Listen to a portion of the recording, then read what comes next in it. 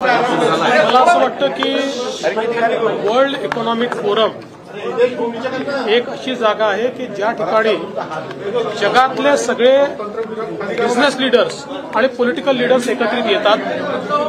त्या ठिकाणी मोठ्या प्रमाणात नेटवर्किंग होतं, विचारांचं आदान प्रदान होतं आणि मोठ्या प्रमाणात इन्व्हेस्टमेंटचं देखील त्या ठिकाणी नेटवर्किंग होतं आणि त्या दृष्टीनेच मी त्या ठिकाणी चाललेलो आहे।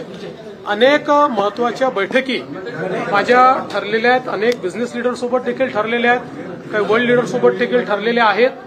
मला विश्वास आहे की चांगल्या प्रकारच्या इन्व्हेस्टमेंट ऑपॉर्च्युनिटीज त्या ठिकाणी मला दिसत आहेत। मोठ्या प्रमाणात गुंतवणूक महाराष्ट्रात आणण्यास आम्ही यशस्वी होऊ हा मला विश्वास है।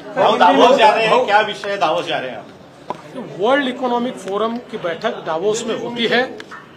वहां पर दुनिया के सारे बिजनेस लीडर्स और पॉलिटिकल लीडर्स आते हैं, बड़े पैमाने पर नेटवर्किंग होती है, आदान प्रदान होता है।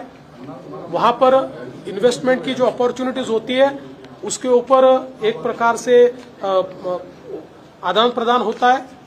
तो मैं उसी दृष्टि से वहां पर जा रहा हूं। देश और दुनिया के बिजनेस लीडर्स और पॉलिटिकल लीडर्स के साथ मेरी बैठकें तय हुई है और मैं मानता हूं कि बड़े पैमाने पर इन्वेस्टमेंट ये महाराष्ट्र में लाने के लिए हम लोग सफल रहेंगे। दिल्ली चुनाव में महिलाओं को भी 2,500 रुपए की घोषणा पत्र में बीजेपी ने बताया है, तो क्या लगता है कितना ये मास्टर स्ट्रोक होगा? देखिए, दिल्ली की जनता का केजरीवाल जी के ऊपर से विश्वास उठ गया है और वो मोदी जी के नेतृत्व में बीजेपी की सरकार लाना चाहते हैं और इस बार बीजेपी की सरकार वहां आएगी।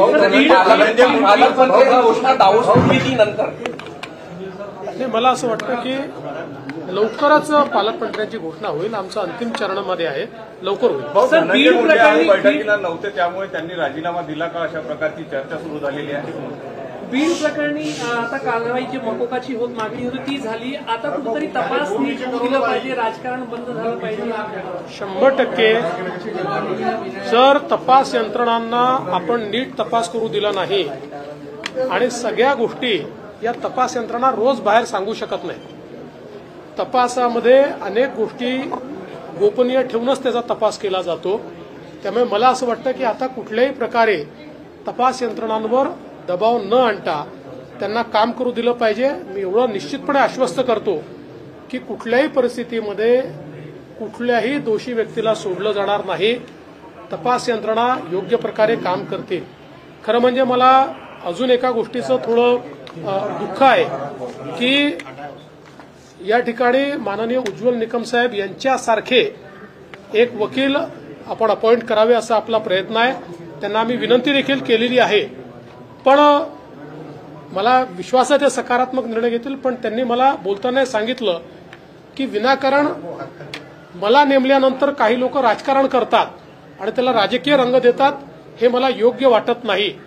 मला असं वाटतं की देशामध्ये अनेक वकील आहेत जे वेगवेगळ्या पक्षांमध्ये आहेत किंवा वेगवेगळ्या पक्षांमधून निवडणुका लढलेल्या आहेत, त्याचं राजकारण होत नाही, परंतु उज्ज्वल निकम साहेबांच्या नियुक्तीवर राजकारण करणं याचा अर्थ कुठेतरी गुन्हेगारांना मदत करण्यासारखा आहे। कारण उज्ज्वल निकमांचा आजपर्यंतचा इतिहास आहे की त्यांनी केस घेतली तर खरे गुन्हेगार जे असतात त्यांना शिक्षा होतेच। आता कोणाला त्यांना वाचवायचं असेल तर ते उज्ज्वल निकमांचा विरोध करतील। या संदर्भात जी माहिती आपल्याला पोलिसांनी दिलेली आहे त्याच्या पलीकडची माहिती आता तरी नाही।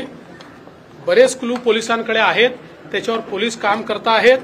मला विश्वास आहे की लवकरच पोलीस या संदर्भातला जो काही कारवाई करायची आहे ती पूर्ण करतील।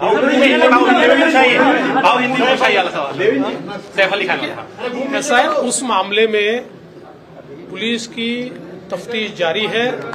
पुलिस ने इसके बारे में आपको ब्रीफिंग भी दिया है, बहुत क्लूज पुलिस को मिले हैं। मुझे लगता है कि पुलिस जल्दी